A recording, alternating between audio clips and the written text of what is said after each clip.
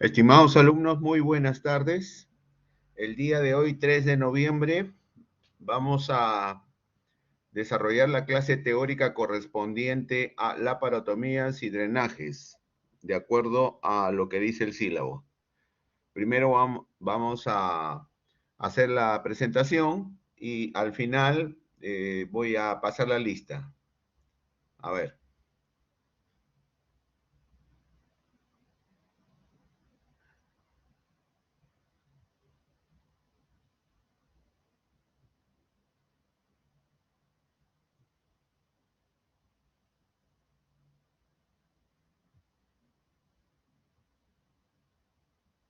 Por favor, me indican si se ve la pantalla.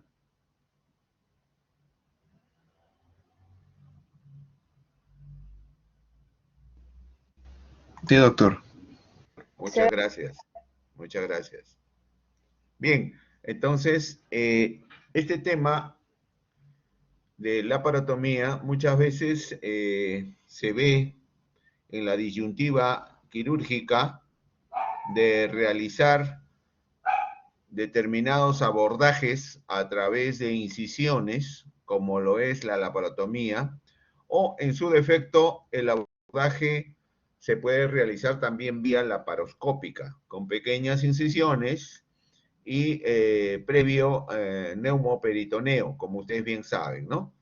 Ambos son procedimientos válidos, pero con sus ventajas, obviamente, para la laparoscopía, ¿no? Dependiendo, pues, también de la patología que presente el paciente.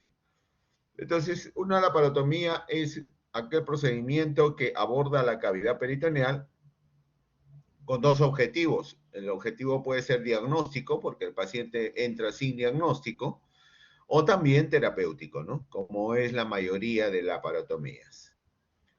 La laparotomía puede ser una laparotomía electiva, también llamada planeada, ¿no? En la ejecución de este procedimiento, eh, independientemente del estado clínico del paciente. O sea, son pacientes totalmente estables, por ejemplo, una litiasis vesicular, en el cual el paciente quiere operarse, entonces se programa para determinado día a determinada hora. Esa es una laparotomía planeada o electiva o programada, también le llaman. El otro tipo de laparotomías son las laparotomías a demanda, también llamadas de emergencia, que se dan o se realizan de acuerdo a la necesidad de la persona, del paciente. Muchas veces este tipo de laparotomías son de urgencia, ¿no? Se realizan en el servicio de emergencia. Porque, por ejemplo, el paciente ha presentado un trauma abdominal y está sangrando, entonces hay la necesidad de intervenir quirúrgicamente rápido, ¿no? Y el otro término u otro procedimiento que hay que siempre tomar en cuenta es la laparostomía. La laparostomía también consiste en aperturar la cavidad peritoneal, pero con una diferencia. En el caso de las laparotomías o laparoscopías se cierra la pared abdominal. En el caso de las laparostomías no, ¿no? Normalmente esto se realiza cuando el estado crítico de un paciente amerita un acto quirúrgico corto. Yo necesito realizar en este paciente lo mínimo posible, ¿no? Porque su estado no amerita un tiempo operatorio largo, puede pasar una complicación. Entonces hay la necesidad de, por ejemplo, en los casos en que hay sangrados, se hace el taponamiento de la víscera que está sangrando y listo, y se cierra, ¿no?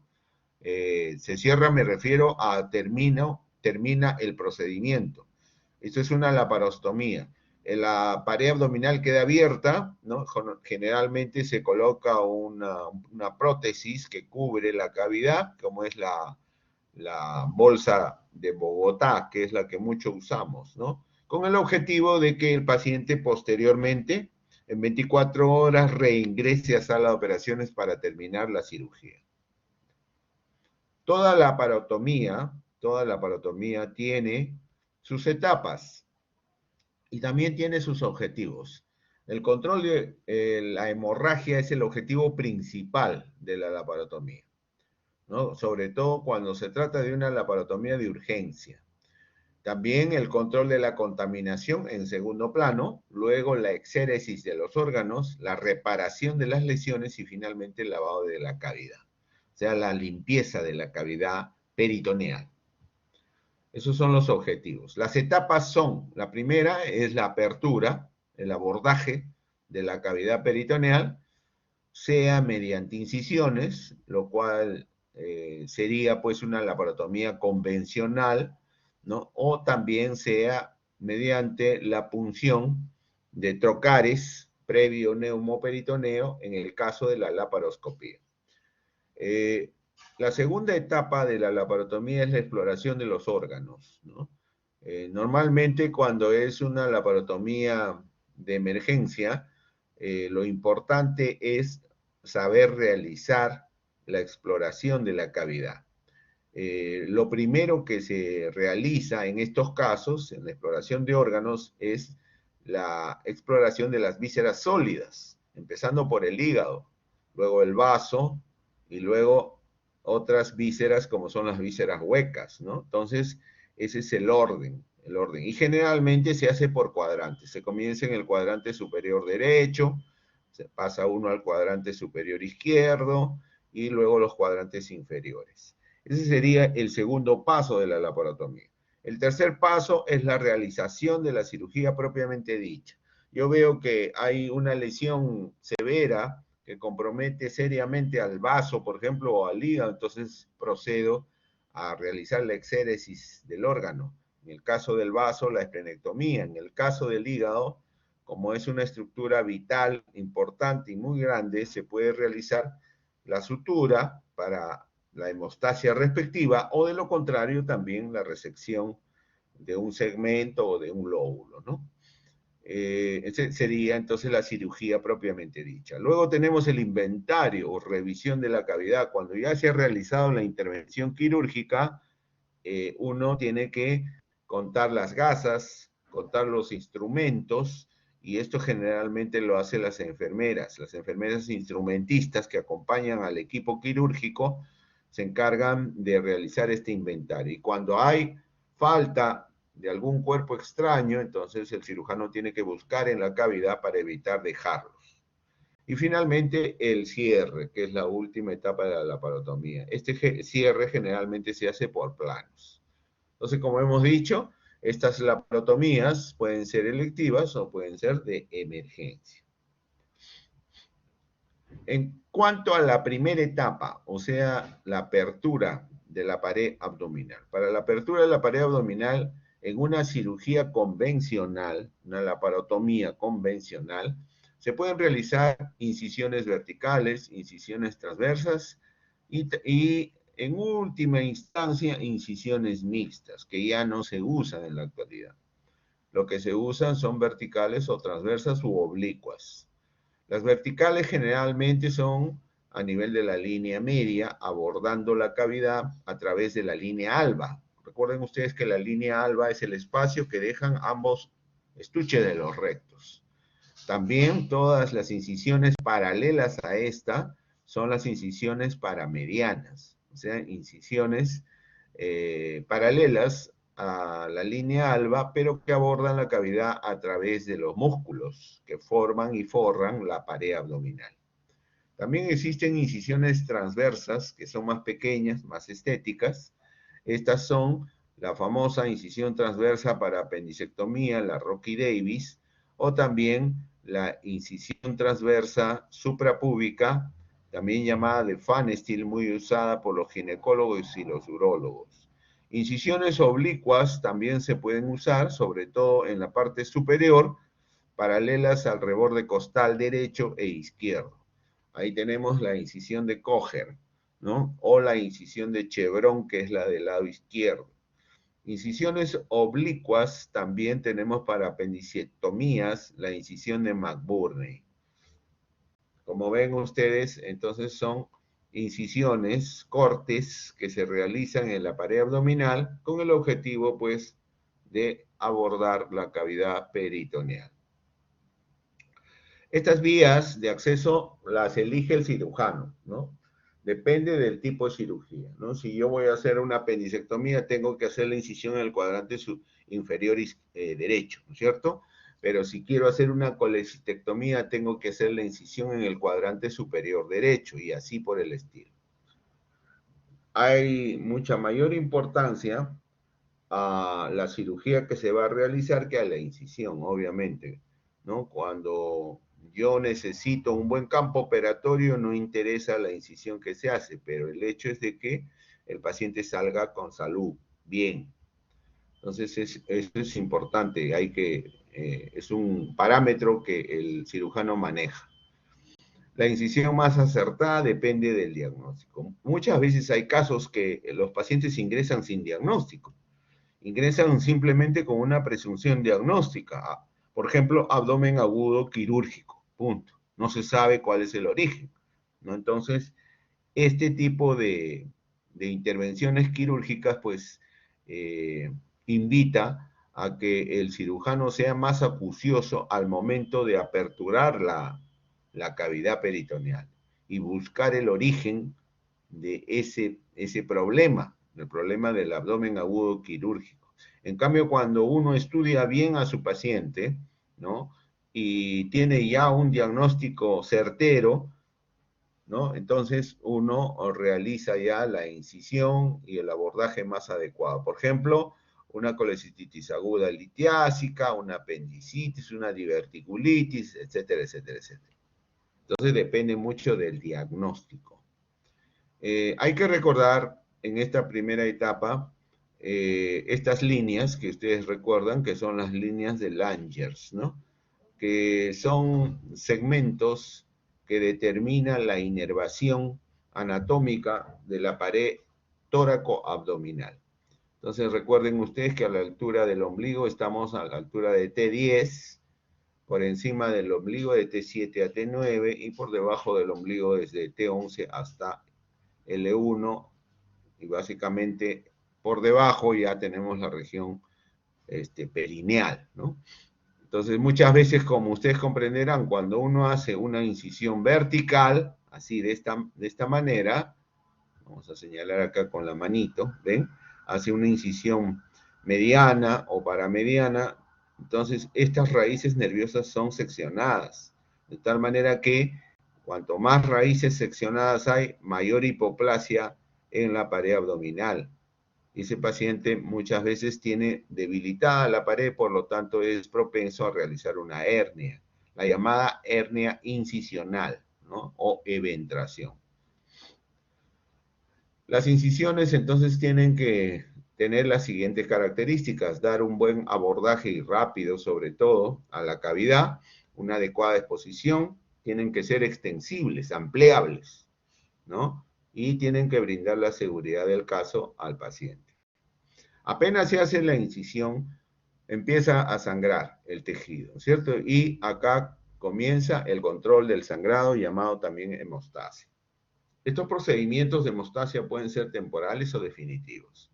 Los temporales es solamente la presión, la compresión nada más, que puede ser directa con los dedos del cirujano o también a través de gasas, ¿no? Y hay también hemostasia definitiva. Y ahí tenemos, dentro de la hemostasia definitiva, los procedimientos mecánicos, como por ejemplo la colocación de puntos transfixiantes. Ustedes conocen el punto en cruz, ¿no? Que ya ustedes han practicado en sus clases prácticas de técnica operatoria. La ligadura de los vasos, colocando instrumentos hemostáticos, o también las anastomosis vasculares y las grapas, que son procedimientos mecánicos que ayudan a la hemostasia. También hay procedimientos térmicos, por ejemplo, el electrocauterio. El cirujano maneja un bisturí que corta y a la vez coagula. Entonces, muchas veces con ese mismo instrumento se realiza la hemostasia térmica, básicamente. En los mejores centros también se puede utilizar el láser, el ultrasonido, el argón, el ligasure, en el caso pues de la laparoscopía. Y también tenemos finalmente procedimientos de hemostasia biológicos. Entonces ahí entran a tallar las los apósitos biológicos que los venden en el mercado, compresas de gelatina, compresas de celulosa, de oxidosa, que son generalmente sustancias que bloquean el sangrado, ¿no? Y que se reabsorben en la cavidad. Aspectos anatómicos referentes a las laparotomías. Acá tenemos las verticales, que son las medianas y la paramediana, como ya hemos dicho. Estas tienen las siguientes ventajas. Son rápidas, son incisiones que abordan rápidamente la cavidad peritoneal, son universales, eso significa de que puede ir desde el apéndice sifoides hasta la sínfisis del pubis, no son estéticas y son frágiles porque generalmente se suturan en un solo plano. Acá tienen ustedes, miren, una incisión mediana abordando a través de la línea alba. ¿Ok? Entonces, cuando ya se llega a este nivel, pasando la fascia, se levanta, como ustedes ven, el peritoneo entre dos pinzas y se hace un ojal. Y posteriormente se ingresa con la tijera de Metzenbaum y se amplía el campo operatorio. Las otras incisiones fuera de la línea alba abordan acá el estuche de los rectos, por lo tanto esas son las paramedianas, ¿no? Las paramedianas son incisiones que atraviesan la fibra muscular. Pueden ser transrectales o pararrectales. Acá ven ustedes cómo el cirujano ya en el último plano, es el plano peritoneal, levanta con los dedos el peritoneo y de esa manera corta, aprovechando toda la incisión. Con la tijera, ya ustedes conocen, de Metzenbaum. Las incisiones medianas generalmente se cierran en dos planos nada más. Primero el peritoneo y luego ya en bloque, piel, celular subcutáneo y fascia. Entonces, es una incisión que me da un buen campo operatorio, es amplia. Por esta incisión puedo yo ver los 4 cuadrantes. Es una incisión rápida, pero no es estética. Y por otro lado, se cierra apenas en dos planos, ¿no? No hay un cierre anatómico, digamos así. Entonces, las incisiones son de dos tipos, la paramediana derecha o la paramediana izquierda. Generalmente, cuando son pequeñas, las incisiones paramedianas son supraumbilicales o infraumbilicales. Las supraumbilicales generalmente se usan para intervenciones quirúrgicas en vesícula, vía biliar, ¿no? Las infraumbilicales derechas son las que se utilizan más que nada para apendicectomías o abordajes a nivel del ciego y el ilion distal. Tanto las izquierdas igualmente, la paramediana izquierda supraumbilical se utiliza para el abordaje a nivel gástrico, la cara anterior del estómago y también el vaso. Y la paramediana infraumbilical izquierda, esta de acá, que aborda el estuche de los rectos y los músculos anchos del abdomen, muchas veces se utiliza para la exploración del colon sigmoides y el colon izquierdo. Es importante recordar la anatomía. Ahí tienen el estuche de los rectos de un lado, los músculos anchos del abdomen, que como ustedes saben son 3, el oblicuo mayor, el oblicuo menor y el transverso. Entonces acá, detrás del estuche del recto anterior, vamos a encontrar esta fascia, que es la hoja posterior del estuche de los rectos, que como bien saben, la distribución de las fascias en los 2 tercios superiores es diferente al tercio inferior. En el tercio inferior solamente vamos a encontrar la famosa fascia transversalis, que no es otra cosa que el engrosamiento de la grasa preperitoneal. Y acá ustedes ven esa diferenciación de la distribución de la saponeurosis, lo da este arco, que es el arco de Douglas. Son características anatómicas que hay que recordar porque el cirujano tiene que saber por dónde está ingresando. Ahí tienen la flecha de arriba, la más superior, hace un abordaje a través del estuche de los rectos en la línea alba. En cambio, la paramediana no. La paramediana atraviesa la fibra muscular. Bien. Puede haber una mediana supra e infraumbilical cuando la patología lo amerita, porque muchas veces hay múltiples lesiones en órganos. Está lesionado el hígado, está estallado el vaso, los intestinos están perforados, en fin, dependiendo. Estas generalmente se utilizan en emergencia, ¿no? Las incisiones medianas, supra e infraumbilical. Ahora, como hemos dicho, estas incisiones verticales son ampliables. Si yo hago una incisión supraumbilical, puedo ampliarla a infraumbilical, dependiendo del campo operatorio. Y estas son las paramedianas que atraviesan el estuche de los rectos. Por ejemplo, esta que es la transrectal. A través del estuche de los rectos es importante reconocer en la cara posterior del recto anterior la presencia de los vasos epigástricos y ligarlos por anatomía, ¿no? Entonces, ahí están los dos tipos de laparotomía, las de emergencia y las electivas. ¿Cuándo optar por una o por otra? Bueno, entonces, en cuanto a las incisiones, yo generalmente utilizo las incisiones chicas, las transversas, cuando ya tengo un diagnóstico seguro, ¿no? Por ejemplo, una apendicitis. En el caso de las apendicitis, que es el pan del día en las emergencias, uso pues la transversa, ¿no? La Rocky Davis o en su defecto la oblicua, la McBurney. Estas son, sus características son incisiones estéticas, cierre en varios planos de sutura, respetan la inervación de la pared. ¿Por qué? Porque en estos casos se denerva la pared al hacer una incisión vertical, por el contrario se separan las fibras musculares. Son un poco más laboriosas, sí, pero caigo directamente donde está la estructura que yo quiero realizar su exéresis, ¿ok? Entonces, tienden a ser más hemorrágicas y por lo tanto cicatrizan rápido. Son las características. Acá tenemos, por ejemplo, la de Rocky Davis, que es una incisión transversa, como ven, a la altura de la espina ilíaca anterosuperior, ¿no? Se hace una incisión de máximo 5 centímetros en la línea que une la cicatriz umbilical y la espina ilíaca anterosuperior. Luego, de piel celular subcutáneo, se corta la fascia, ven ustedes ahí, y ahí tenemos el músculo oblicuo, el oblicuo mayor. Se separan sus fibras simplemente, se atraviesan y ya estamos frente al peritoneo. Se apertura el peritoneo y ahí vemos el ciego y nos dedicamos a buscar el apéndice secal.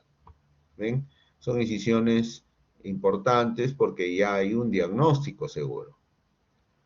Entonces, ahí tienen nuevamente el estuche de los rectos y el músculo oblicuo mayor, ¿no? Que son las estructuras que más se respetan en este caso, en el caso de las incisiones transversas. En niños, en cirugía pediátrica, como son adones pequeñitos, sobre todo neonatos, entonces se usan las transversas totales, de lado a lado, ¿no? Porque si no, pues estaríamos frente a un ojalito chiquitito y es muchas veces incómodo y difícil para el cirujano realizar la apendicectomía o realizar la exéresis del órgano que se va a sacar. Tenemos también las incisiones oblicuas que ya habíamos mencionado, paralelas al reborde costal, en el lado derecho, la de Kocher, en el lado izquierdo, la de Chevron. La de Kocher se utiliza para la colecistectomía, para la exploración de la vía biliar, y en el caso de la Chevron se utiliza para la esplenectomía, la pancreatectomía. Hay otras incisiones como la de Primbam, que ya no se usa mucho, que es transrectal bilateral, miren, transumbilical. Esta no se está utilizando mucho, pero la que sí se utiliza ahora, en la actualidad, es la de Fanestin. Es una incisión suprapúbica a 2 traveses de dedo del reborde suprapúbico, se hace una incisión transversa. Esto la utilizan, como ya he mencionado, los ginecólogos cuando se van a hacer las cesáreas o los urólogos cuando van a hacer la prostatectomía. Luego tenemos la incisión de McBurney, que también es una incisión oblicua en el cuadrante inferior derecho para apendicectomías. Y las incisiones inguinales, que son paralelas al ligamento inguinal con el objetivo de realizar la cura quirúrgica de las hernias, ¿no? Las hernias inguinales, como ustedes saben, en esa región está cerca del 80% de la patología herniaria. Y ahí tienen todas las incisiones. Esta es la de Kocher, miren, incisión paralela al reborde de su costal, a 2 centímetros del reborde de su costal se hace una incisión de este tipo, se aborda la piel celular subcutánea y luego vienen los músculos anchos, que se cortan, ¿no? Se inciden, se electrocoagulan y poco a poco se va ingresando plano por plano hasta el peritoneo. Muy utilizada esta incisión en colecistectomías. De esta manera, miren, ya han cortado acá, han hecho la hemostasia y ya estamos frente, primero, como ustedes saben, al oblicuo mayor, al oblicuo menor, al transverso y en parte, si es muy llegada hacia el apéndice sifoides, podemos agarrar ahí el estuche de los rectos también. Esta es la incisión nuevamente de Kocher y ya cuando estamos en el peritoneo, pues se apertura, ¿no? Es laboriosa, pero es importante porque te da un buen campo operatorio. La incisión de McBurney, por el contrario, es una incisión oblicua en el cuadrante inferior derecho, ¿no? En el sentido del apéndice. Ustedes saben que el apéndice está en este sentido, hasta el ciego. Entonces se hace en el sentido de apéndice, que es una incisión que no es más larga de 5 centímetros. Se abordan los músculos anchos del abdomen, se separan simplemente, se divulsionan y se aborda el ciego, pues, al igual que la de Rocky Davis. Esta es la incisión de Pfannenstiel, suprapúbica. Esta incisión es un poquito más larga, llega a medir 10 a 12 centímetros. Luego, en la imagen B, agarran el estuche de los rectos hoja anterior, la cortan y se ven los dos rectos anteriores. Y se aborda por la línea alba en forma vertical, ¿ven? Así. Primero es transversal, luego es vertical. Entonces se levanta el peritoneo, se corta y ya estamos frente a la cavidad, ¿no? Sobre todo a la cavidad pélvica, donde vamos a poder apreciar los órganos pélvicos, ¿no? Se coloca generalmente esta valva suprapúbica, así se llama, y se puede apreciar ahí el útero, los anexos, etcétera, etcétera. Muy usada en ginecología y en urología. Incisión de Pfannenstiel, como ven, ahí están ya cerca del estuche de los rectos, el abordaje es por la línea alba en forma vertical, vuelvo a repetir. Finalmente, algunas ventajas de ambos tipos de incisiones, las incisiones verticales y las incisiones transversas. Las verticales son rápidas, abordaje rápido, generalmente estas las utilizamos para traumas abdominales, son de emergencia, sangran poco porque el abordaje por la línea alba es poco sangrante, ¿no?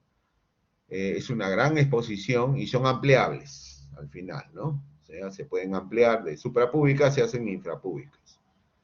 En cambio, las transversas son más estéticas, más cortas, ¿no?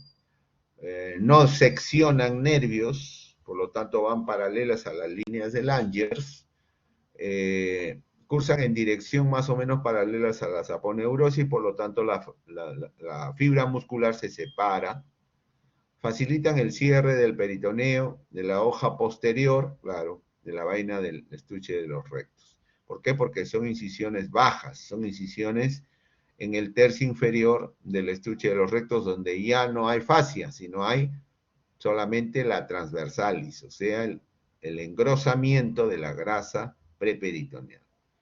Y como tienen gran vascularidad a este nivel, entonces cicatrizan más rápido. Sangran bastante, pero si hacen una buena hemostasia, cicatriza rápidamente. Esto en cuanto a la primera etapa de la laparotomía. La segunda etapa consiste, como ya he mencionado, en la exploración de los órganos. Y esta exploración tiene un orden. Como hemos dicho, primero se exploran los órganos comenzando por el hígado, luego van al vaso, luego aprecian el retroperitoneo para ver si no hay lesiones a ese nivel, y luego las vísceras huecas, ¿no? La revisión sobre todo del yeyuno ilion, desde el duodeno, yeyuno ilion y finalmente el colon, el marco colónico, en el sentido de las agujas del reloj, por cuadrantes. Esta exploración amerita muchas veces tener en mente que la cavidad peritoneal tiene dos compartimentos, el compartimento supramesocólico y el compartimento inframesocólico. En el compartimento supramesocólico vamos a encontrar todos estos espacios que ustedes ya conocen, el espacio sufrénico derecho, sufrénico izquierdo, donde debemos bloquear ahí, si es que por ahí hay sangrado, se aspira la sangre y se bloquea mediante una gasa, ¿no? Hay que explorar la región hepática, gastrodenal, pancreática y esplénica.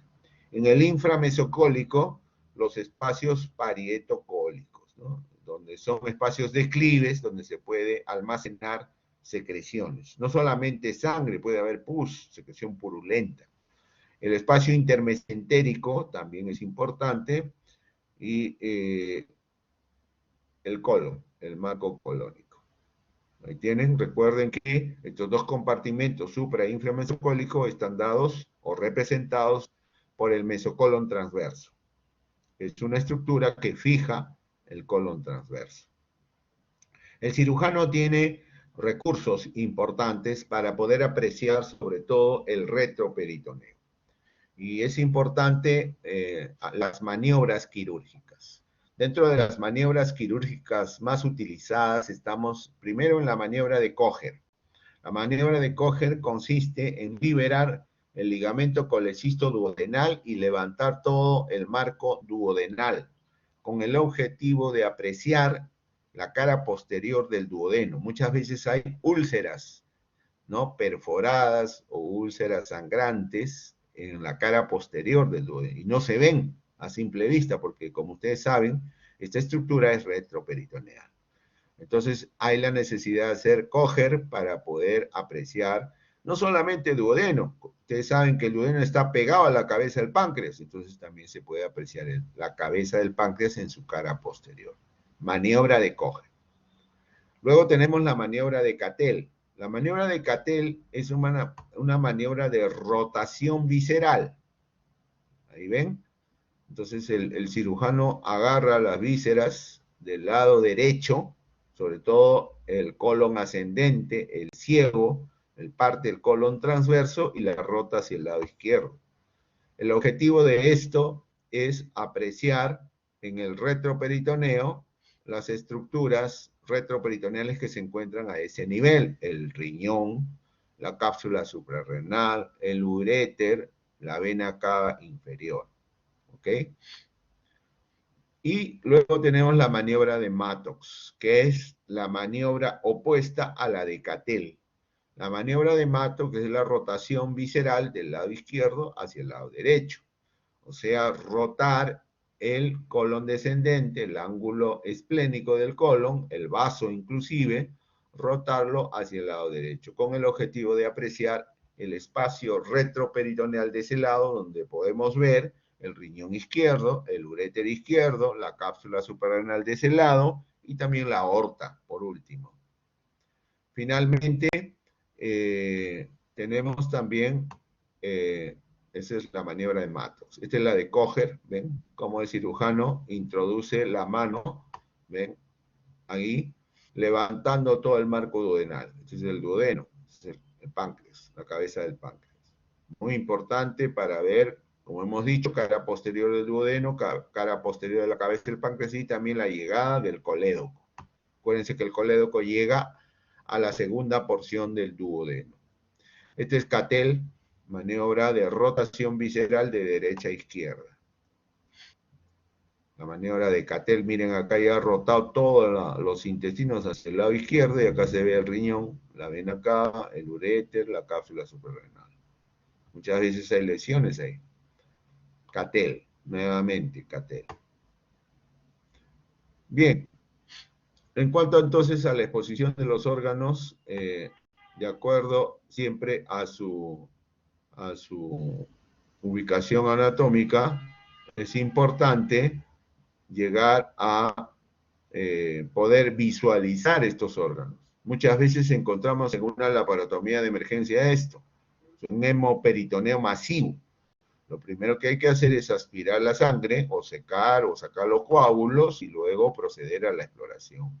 Y si vemos un vaso sangrante, pues hay que colocar la hemostasia respectiva. Normalmente, cuando los vasos son grandes, se colocan puntos hemostáticos, ¿no? O se agarra con pinzas hemostáticas y luego se coloca un punto, ¿no? Para lograr realizar la exéresis, por ejemplo, en este caso, la esplenectomía, ¿no? Es un vaso sangrante, vaso estallado. Cuando el paciente llega en esta situación, como ven ustedes, a la emergencia, entonces la laparotomía de urgencia amerita pues la exploración también de las vísceras huecas, ¿ok? Entonces muchas veces encontramos intestinos dilatados, como ven ustedes acá, y con compromiso de su irrigación. Por lo tanto, hay que hacer la resección intestinal. O así, ¿no? Ya necróticos. Entonces acá se hace la resección, se corta un pedazo de intestino y se hace la anastomosis. Eso en cuanto a la cirugía propiamente dicha. Luego de esto, como ya habíamos mencionado, la enfermera te avisa y dice, doctor, hay solamente 8 gasas, faltan 2 gasas chicas o gasas grandes. O falta un instrumento que no lo tengo en la mesa de mayo. Entonces uno tiene que buscar, o sea, hacer la etapa de la revisión, el inventario de la cavidad. En la última etapa ya tenemos el cierre, ¿no? La reparación de la pared. Y lo que normalmente se hace cuando es una laparotomía electiva es el cierre por planos. Pero cuando es una laparotomía de emergencia y el abordaje ha sido a través de la línea alba, lo que se hace es cierre del peritoneo y cierre de la piel. Piel y celular subcutáneo y fascia en un solo plano. ¿Ok? Para el cierre del peritoneo lo que se recomienda generalmente es usar una sutura absorbible, que puede ser el catgut, puede ser el Vicryl o cualquier otra sutura absorbible. Y la sutura que hay que realizar, lo recomendable, es una sutura continua. Ahí tenemos el Sullyé simple, cuando el peritoneo no sangra, pero cuando está sangrante, entonces se puede utilizar el Sullyé cruzado. El Sullyé cruzado. Entonces se hace la sutura del peritoneo, la peritonización se llama. Luego viene el plano aponeurótico, ¿no? Por planos, este es un cierre anatómico. Entonces, en este plano aponeurótico o fascia, se recomienda usar una sutura no absorbible. Caso seda, nylon, o tal vez lino, que es otra sutura no absorbible. Y acá no se recomienda suturas continuas, se recomienda a puntos separados. Ustedes por técnica operatoria ya conocen, ¿no? Los puntos que hay que utilizar en la fascia, ¿no? Generalmente son puntos que generalmente contienen, ¿no? Este es el verdadero plano de contención para evitar la evisceración o evitar la eventración, ¿no? Entonces acá una buena sutura no absorbible, ¿no? Que es la que se recomienda a puntos separados. Los puntos pueden ser puntos simples o también puntos de Tom Young. Entonces, este plano subcutáneo es opcional. Lo puede cerrar como no lo puede cerrar, eso depende del cirujano. Pero no se recomienda cerrar subcutáneo, sobre todo cuando las heridas son contaminadas. Si es una herida por peritonitis, yo no voy a cerrar plano subcutáneo, pues de ninguna manera. ¿Ya? Generalmente se deja libre y se cierra solamente piel. Pero cuando son cirugías limpias, ¿no? No contaminadas, entonces sí se puede cerrar el plano subcutáneo, la grasa, mediante una sutura absorbible, que es el CADU simple, o pueden ponerle CADU crómico también, puntos separados. Puntos sobre todo enterrados, así se llama. Luego tenemos el plano cutáneo, donde utilizamos o los puntos simples o el famoso PAC o el PAC modificado, que son puntos que más se utilizan en este plano cutáneo y a puntos separados. Suturas no absorbibles. Suturas no absorbibles. En el caso de no hacer una laparotomía y hacer una laparostomía, entonces se coloca, como ya hemos dicho, la malla o la bolsa de Bogotá adherida a la piel o al celular subcutáneo con piel, ¿no? Se hace una sutura corrida a lo largo de toda la malla y se deja de esta manera abierta la pared. El objetivo de esto es volver a reingresar con este paciente para terminar la limpieza de la cavidad operatoria o terminar también la cirugía, ¿no? ¿Qué complicaciones podemos tener en las laparotomías? Las laparotomías generalmente tienen complicaciones agudas, ¿no?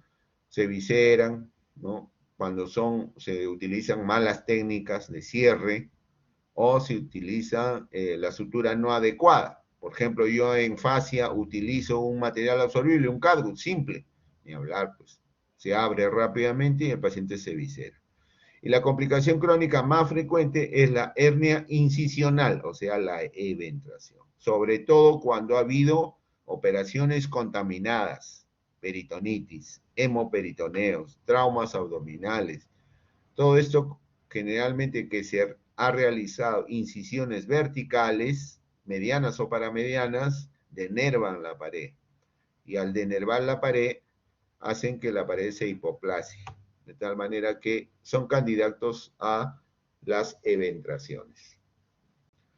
El otro tipo de abordaje, fuera de la laparotomía convencional, es la laparoscopía, que se está utilizando desde hace más o menos 25 años en nuestro medio y es muy conveniente, sobre todo en los pacientes de cirugía electiva, básicamente. También se usan laparoscopías en emergencia, pero en las mejores manos, ¿no? En el país todavía no estamos acostumbrados a que cuando el paciente está chocado, utilizamos la laparoscopía como medida terapéutica, ¿no? Entonces, en las cirugías selectivas, por lo general, sí se utilizan bastante y con muy buenos resultados y con muchas ventajas para el paciente. Primero, como ustedes ven, se introduce esta aguja, que es la aguja de Beres, donde, a través del cual ingresa el CO2, que es un gas, que hace posible el neumoperitoneo. Se ingresa dentro de la cavidad, de tal manera que la presión a la que ingresa el gas hace que las vísceras se localicen hacia la cara más posterior. ¿Ven? Entonces, hecho ya el neumoperitoneo, como ven ustedes ahí, se procede a la colocación de los trocares. El primer trocar generalmente es a nivel umbilical, es el T1, y a través de este trocar se van a ingresar el laparoscopio. Ahí entra la cámara, acá, T1. Pueden utilizarse más incisiones chiquitas de 5 o 10 milímetros, ¿no? Para colocar otros trocares, el T2, el T3. En el caso de una apendicectomía, con 3 trocares es suficiente para poder sacar el apéndice. En el caso de una colecistectomía, también puede ser con 3, pero generalmente usan 4, ¿no? 4 trocares, como ven ustedes ahí. Estos son los punzones, ¿no? Los trócares, ¿no? Que son descartables, por si acaso. Estos trocares no deben ser reutilizables, no se aconseja, ¿no? Pero en nuestro medio, en un país pobre, muchas veces se reesterilizan y se vuelven a utilizar. Como ven ustedes, estos son más gruesos, de 10 milímetros, 1 centímetro, y estos son más delgaditos, de 5 milímetros, de medio centímetro, dependiendo del cirujano. El sistema de pinzas, la pincería, es semejante a la convencional. Los instrumentos también hay pinza de Babcock, canastilla, tijera de Metzenbau también, o Kellys, ¿no? Pinzas hemostáticas. Ahí tienen ustedes cómo el cirujano hace una incisión a nivel umbilical de 1 centímetro ingresa con la aguja de Veres, que es esta de acá, tracciona con un Backaus para evitar que la aguja al ingresar lesione alguna víscera, y ya cuando está se supone que está en la cavidad peritoneal, le instila solución fisiológica y debe pasar fácilmente. Si no pasa fácilmente, hay resistencia, eso significa que todavía no ha atravesado el peritoneo.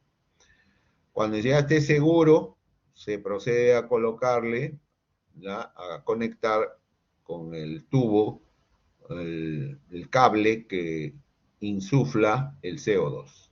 Entonces ahí ingresan con el CO2 hasta presiones de 16 a 20 milímetros y hecho el neumoperitoneo, se procede a ingresar con el T1, donde vamos el T1, ¿ven?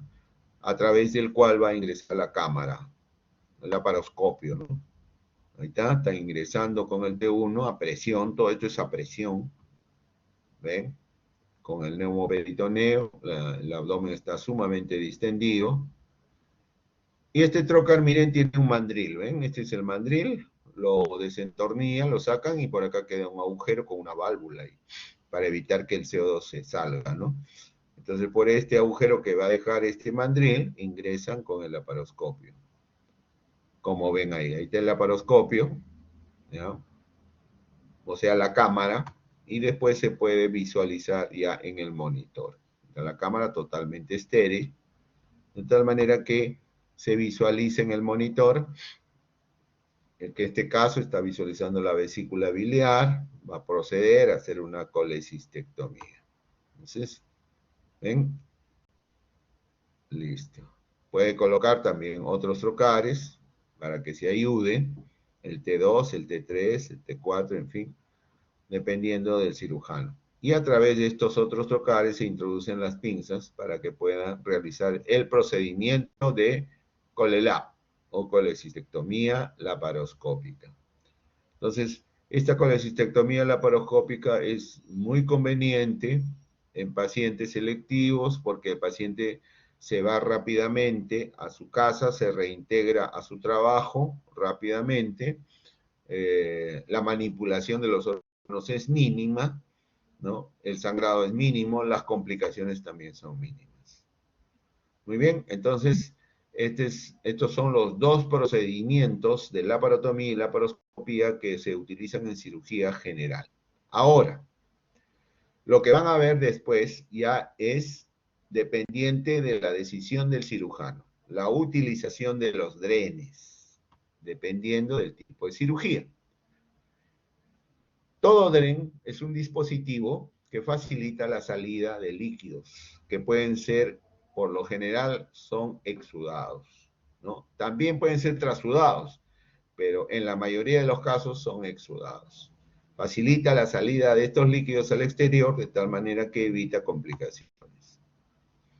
Entonces se previene la posible aparición de infecciones. Sí, claro, si ustedes han operado una peritonitis y no le dejan un dren, generalmente se queda pues secreción purulenta ahí, se almacena y el paciente nuevamente hace fiebre, dolor, etcétera, y entonces se complica, hay que reintervenir el caso. Pero para eso está el dren, ¿no? El dren que te evita una infección posterior, una complicación, y es un dispositivo, como hemos dicho, que no debe causar mayores molestias al paciente. Los drenes se utilizan desde que apareció la cirugía, desde la época de Hipócrates, ¿no? Pasando por Kelo, por Heaton, ¿cómo se llama? Utilizaron diversos tipos de drenes. Sus características por lo general son estructuras muy suaves, plegables, no irrita los tejidos, ¿no?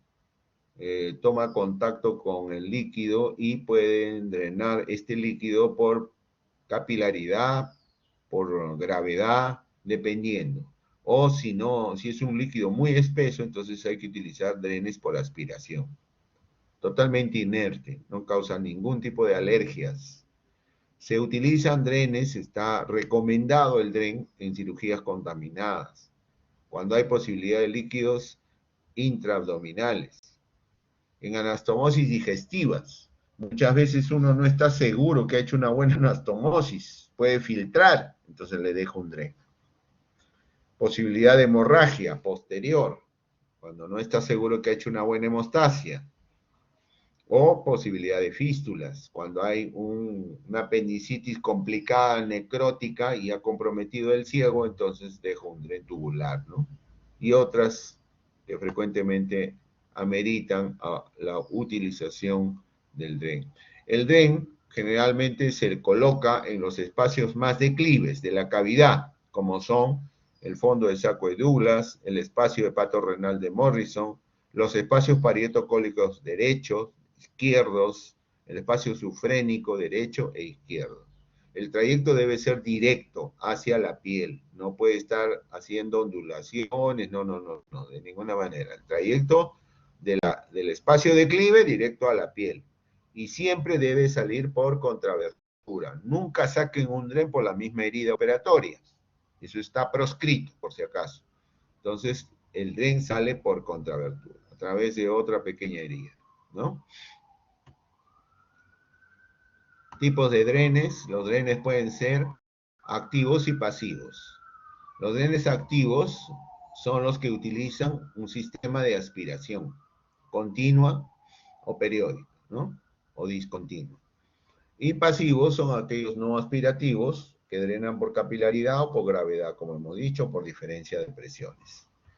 Dentro de los drenes pasivos, no aspirativos, los más usados son el dedo de un guante, el Penrose, el dren tubular, ¿no? Generalmente los tubos de látex o de Silastic son los que más se utilizan.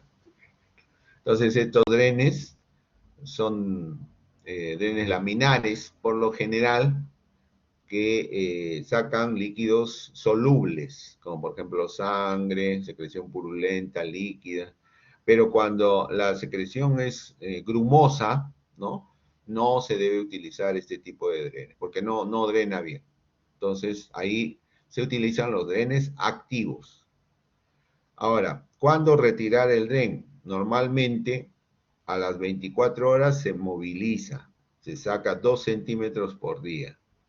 Cuando está cumpliendo su función, o sea, está drenando, no lo movilicen, pero si no drena o drena muy poco, entonces se puede movilizar. Puede retirarse a partir del 7º día. ¿Por qué? Porque ya se ha formado una fístula entre la cavidad peritoneal y la superficie de la piel. Entonces, ahí sí se retira y se deja que siga drenando, ¿no? A través de este orificio, de esta fístula. También se utilizan los drenes en T, que son drenes tubulares. Se acostumbran a utilizar este tipo de drenes en la vía biliar, cuando se echa exploración de vías biliares. Acá tenemos el famoso dren de Kerr, muy utilizado dentro de la luz del colédoco, ¿no? Cuando se ha hecho una exploración de vía biliar, entonces se deja pues el dren y se controla posteriormente cuál es el volumen de bilis que sale a través de este dren. Tenemos acá los drenes activos, que son aspirativos, tenemos varios tipos. En el mercado hay el Redón, el Jackson Pratt, los drenes torácicos, ¿no? Ahí tienen el Redón. De baja presión, es un tubo multiperforado que se deja dentro de la cavidad y drena por presión negativa, simplemente, ¿no? Una baja presión, presión negativa. Entonces, esto generalmente se utiliza cuando hay volúmenes bajos, ¿no? que drenar. Pero cuando hay secreciones muy grumosas, espesas, ¿no? Sobre todo cuando hay secreciones que se ubican en zonas inaccesibles, ¿no? Como por ejemplo en el retroperitoneo, entonces se utilizan este tipo el tipo SAM. Este dren, llamado también sumidero, tiene doble lumen, a través del cual por uno de los lúmenes se instila solución salina, o sea, se lava la cavidad y por el otro se aspira. Son drenes que a alta presión, ¿no? Son drenes que pueden drenar secreciones grumosas, como por ejemplo en la pancreatitis necrohemorrágicas, o también en las diverticulitis abscedadas, ¿no? O perforadas, ¿no? Entonces son drenes de alta presión. Drenan grandes volúmenes, sobre todo cuando hay fístulas pancreáticas también, fístulas entéricas de alto gasto también. Los objetivos de los drenes entonces pueden ser de dos tipos: drenar la colección, o sea, terapéutico, ¿no? O tal vez el gas, si es que hay. Y una gran ventaja para el paciente es evitarle una laparotomía. Cumple su función. O pueden ser profilácticos también, cuando, por ejemplo, esto lo usan bastante los traumatólogos, ¿no? Cuando no se ha hecho una buena hemostasia en el celular subcutáneo, entonces se deja un dren a este nivel y se evitan los hematomas, ¿no? Son drenes profilácticos. Generalmente, la permanencia de los drenes se da por los siguientes factores: el tipo de exudado, cuando es hemático, cuando es purulento, cuando es bilioso o tal vez fecaloideo. Entonces hay que dejar el dren, porque generalmente el dren manifiesta en el material que drena muchas veces la complicación de la cirugía. Riesgo de los drenes no sustituyen a ninguna técnica operatoria, pero sí pueden complementar la cirugía evitando complicaciones. Constituye una comunicación, vuelvo a repetir, entre la cavidad y el medio externo. Muchas veces el dren, cuando sale a la superficie, es fijado mediante un punto. Esto sí hay que hacerlo, porque si no fijan el dren a la piel, este dren se introduce y luego no lo pueden ubicar. Entonces hay que aperturar nuevamente la cavidad para poder sacar el dren. Entonces, y también cuando utilizan el dren, es importante que al momento de fijarlo, el punto que fija no esté muy profundo, porque si no lo pueden dejar fijado a la fascia, a la aponeurosis, lo cual es más difícil sacarlo, ¿no? Siempre solamente a piel. La fijación es mediante un punto a piel. Ahí tienen ustedes los drenes activos. Ese es el Jackson Pratt. Como ven, este es el tubo multiperforado que ingresa en la cavidad. Este es el Penrose. Es un dren laminar. Este es el Redón, un tubo más delgadito, pero también multiperforado, que drena a través de estos reservorios, ¿no? Mediante presión negativa. Entonces, los diferentes reservorios pueden variar, hay diferentes capacidades, ¿no? Dependiendo de lo que se espera que se drene, ¿no? ¿Me tienen? ¿Ven? De diferentes formas. Estos son los tubos de látex que se utilizan sobre todo cuando hay secreciones un poco más grumosas. Y estos son los drenes tubulares que se utilizan en tórax. Cuando se va a drenar un hemotórax o neumotórax, se utilizan drenes rígidos, ¿ya? De Silastic. Estos drenes ingresan a la cavidad pleural. Este es el dren de Kerr en forma de T, como bien saben, que se utiliza en la exploración de vía biliar para colocarlo en la luz del colédoco. Finalmente, para terminar la sesión, en cirugía es importante desde hace muchos años tomar esta actitud, ¿no? Sobre todo cuando hay pacientes críticos, cuando hay pacientes chocados. El control de daños es un procedimiento que salva vidas, ¿no? Desde el año 90, miren, se viene utilizando y se ha visto pues unos buenos resultados, ¿no? Por la necesidad de satisfacer sobre todo la salud del paciente, que es lo que se prioriza. Cuando se hace control de daños en pacientes muy críticos, se hace lo estrictamente necesario en sala de operaciones. O sea, si hay sangrado, se tapona.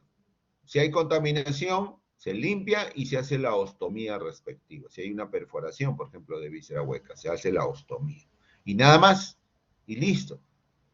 Y se deja abierta la pared, una laparostomía. De tal manera que uno, el paciente, mejor dicho, con su laparostomía pasa a la unidad de cuidados intensivos y regresa ya estabilizado. El luciólogo estabiliza al paciente y de esa manera reingresa a sala de operaciones para terminar la cirugía. Puede reingresar varias veces, 2, 3, 4 veces, dejando siempre la bolsa de Bogotá. Lo importante es evitar que el paciente ingrese a esta triada, la triada de la muerte, acuérdense, que es hipotermia, coagulopatía, acidosis. Cuando ingresa a esta triada es difícil sacarlo del shock. Normalmente la presión intraabdominal es de 5 a 7 milímetros, pero puede haber un incremento ostensible, como ven. Entonces esto se llama hipertensión abdominal. La causa más frecuente de la hipertensión abdominal es el trauma. ¿Ok? Entonces acá ven ustedes una cavidad abierta con su bolsa de Bogotá, transparente, que nos va a permitir ver si hay sangre, si hay otro tipo de fluidos, si hay pus, ¿no? Y aquí una consideración especial es nutrir parenteralmente al paciente. Este paciente no puede estar comiendo por la boca, tiene que estar en nutrición parenteral total, ¿ok? Que es un apoyo importante para este tipo de pacientes. Evitar siempre el cierre de atención, por eso el síndrome compartamental, que muchas veces causa mucha morbilidad y mucha mortalidad. Por eso es que se utiliza la laparostomía. Muy bien, con esto creo que hemos terminado la presentación del día de hoy. Muy bien. Ahora vamos a pasar la lista, por favor. Presten atención. A ver. Ha llamado por su nombre. Jaime Fermín, ¿está? No está. Ok. Lisette Mamani. Presente, doctor. Buenas tardes. Buenas tardes. Brenda Maraví. Presente, doctor. Buenas tardes. Buenas tardes. Paul Medrano. No está. Paul Medrano. Ya. Katia Mejía. Presente, doctor. Buenas tardes. Buenas tardes. Renzo Mendoza. Presente, doctor. Buenas tardes. Buenas tardes. Jean-Pierre Miguel Rojas. Buenas tardes, doctor. ¿No está ahí? Presente. Ahí va. Hola. Ya. Ok. Claudia Morales. ¿No está Claudia Morales? Ya. Manuel Alejandro Morán. Buenas tardes, doctor. Presente. Buenas tardes. Frank Moreno Palacios. Presente, doctor. Buenas tardes. Buenas tardes. Marco Muñante Ceballos. Presente, doctor. Buenas tardes. Buenas tardes. Karina Narváez Hidalgo. Karina Narváez, no está. María Estela Navarro. Buenas tardes, doctor. Presente. Buenas tardes. Muy bien. Kevin Navarro Serna. Kevin, ¿no está? César Manuel Nizama. Buenas tardes, doctor. Presente. Buenas tardes. Milagros Ocas Valencia. ¿No está Milagros Ocas? Ok. Nicole Palomino Rivera. Nicole Palomino, no está tampoco. Fernanda Pandal. Presente, doctor. Buenas tardes. Jorge Eduardo Pasapera.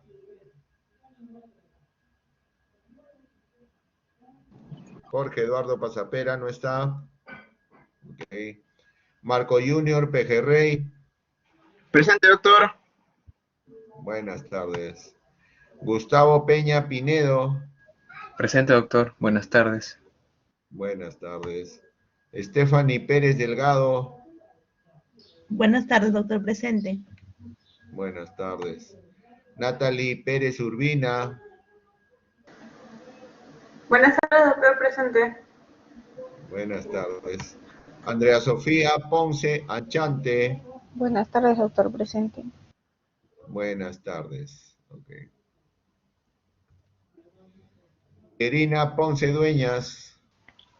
Presente, doctor. Buenas tardes. Buenas tardes. María Fernanda Prado Herrera. Presente, doctor. Buenas tardes. Buenas tardes. Juan Kika Tapia. Buenas tardes, doctor presente.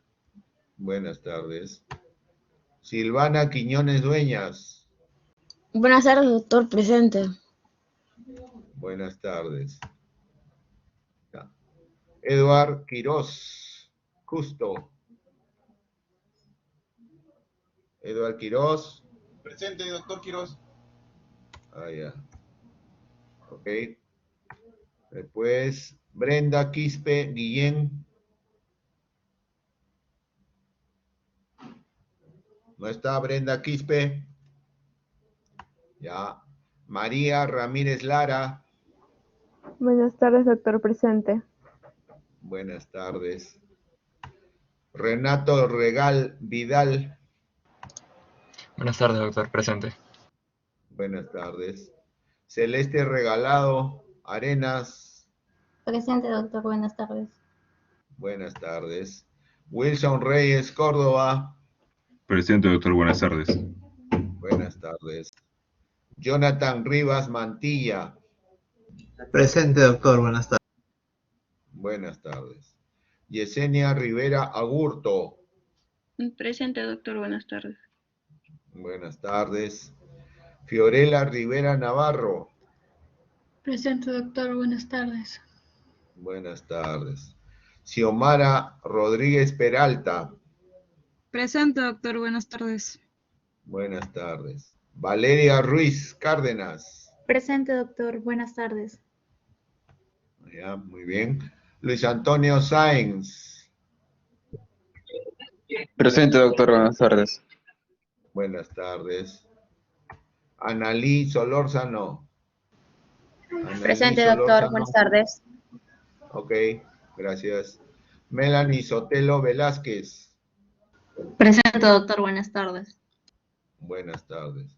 Gustavo Suaznávar Campos. Buenas tardes, doctor presente. Buenas tardes. Claudia Tapia Chambergo. Buenas tardes, doctor presente. Buenas tardes. Carla Tineo Lacma.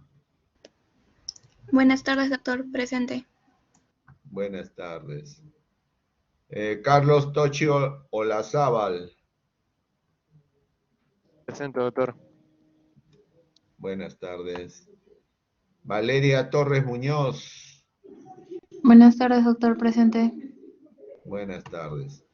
Alexandra Valdés Luque. Buenas tardes, doctor presente. Buenas tardes. Carl Valdivia Segura. Maestro, buenas tardes. Presente. Hola, ¿qué tal? Josian Valencia Pillaca. Buenas tardes, doctor presente. Buenas tardes. Jocelyn Valenzuela Chirinos. Jocelyn Valenzuela, no está. Ok. Ángela Vázquez Condo. Ángela Vázquez, tampoco está. Ok. A ver, seguimos. Juan Andrés Vega. Presente, Torres. doctor. Buenas tardes. Buenas tardes. Patricia Velázquez Lara. Patricia Velázquez, no está. Valerie Vente Sarmiento. Valerie, no está. Ok. Cristal Vera Pérez. Presente, doctor. Buenas tardes. Buenas tardes. Kiara Villavicencio Sierra. Kiara Villavicencio, no está. Sí, perdón. Sofía Wong, Chinchay. Buenas tardes, doctor. Presente. Buenas tardes. Listo. Ok. Con ella terminamos. Doctor, ¿no se me escucha? Tu apellido, hijita, ¿cómo te llamas? Ah, ya, yo soy Villavicencio. Perdón, el micrófono se trabó. Villavicencio. No se te escuchaba. Ok, ya te puse presente. No, ¿Qué más? creo, doctor. Medrano Guamán. ¿Apellido? Medrano Guamán Paul. Medrano. A ver, un ratito. Medrano Guamán, ya. Ok. Doctor, más? disculpe. Ocas Valencia. Morales, Ocas. doctor. Morales Reyes. Un Me ratito, parece que por no me favor. escuchó. En orden. ¿Quién más? Morales. Morales Reyes, ¿no? Sí, doctor. Morales Reyes, doctor. ¿Alguien más? Doctor, disculpe, Fermín Flores. ¿Tu apellido cuál es? Fermín Flores. Fermín. Sí, doctor, disculpe. Fermín Flores Jaime. Gracias. ¿Alguien más? Hay más, ok. Listo. Bien, entonces con esto, si es que hay alguna pregunta, por favor, para absolver la pregunta, la duda, si hay algo pendiente. Muy bien. Si no hay preguntas, entonces con esto terminamos la presente sesión, esperando que creo que tienen clase después de anestesiología. Muchísimas gracias por la atención. Que tengan un bonito día. Hasta luego. Gracias, doctor. Hasta luego. Gracias, doctor. Hasta luego. Gracias. Gracias, doctor. Tenga buen día. Hasta luego.